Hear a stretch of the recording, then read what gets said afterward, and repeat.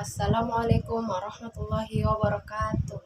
Saya dari Isrianti 9C ingin menjelaskan tentang perkembangan ekonomi Indonesia pada masa kemerdekaan. Kondisi ekonomi pada masa awal kemerdekaan sangat memprihatinkan karena inflasi belum punya mata uang Republik Indonesia.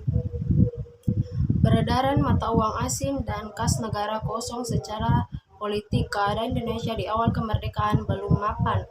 Terjadi ketegangan, kekacauan, dan berbagai insiden. Yang kedua, demokrasi parlementer. Situasi ekonomi pada demokrasi parlementer. Pada masa demokrasi parlementer, bangsa Indonesia menghadapi permasalahan ekonomi. Permasalahan tersebut antara lain tingginya jumlah mata uang yang beredar dan meningkatnya biaya hidup. Selain itu juga pertambahan jumlah penduduk dan tingkat kesejahteraan yang rendah. Untuk memperbaiki kondisi ekonomi, pemerintah melakukan berbagai upaya untuk mengatasi krisis ekonomi tersebut. Dalam rangka mengurai jumlah uang yang beredar dan mengatasi defisit anggaran, pada tanggal 20 Maret 1950, Menteri Keuangan Syafruddin Prawiranegara mengambil kebijakan memotong semua uang yang bernilai rupiah 2,50 ke atas hingga nilainya tinggi setengahnya. Melalui kebijakan ini, jumlah uang yang beredar dapat dikurangi. Yang ketiga, demokrasi terpimpin. Kondisi ekonomi yang buruk menjadi salah satu alasan demokrasi terpimpin. 1959 hingga 1965 gagal di Indonesia. Kondisi ekonomi kala itu menjadi salah satu kondisi terburuk dalam catatan sejarah Indonesia. Beberapa masalah yang dihadapi yakni 1. Ekspor dan investasi merosot. 2. Menipisnya cadangan devisa. 3. Inflasi mencapai ratusan persen. 4. Harga kebutuhan pokok mahal.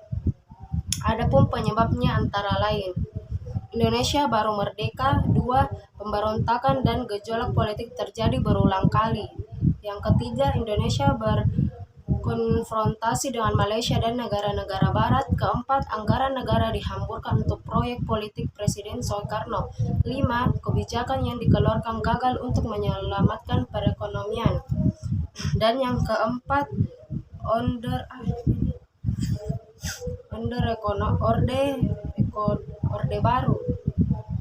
Orde Baru memang memfokuskan programnya terhadap pembangunan ekonomi.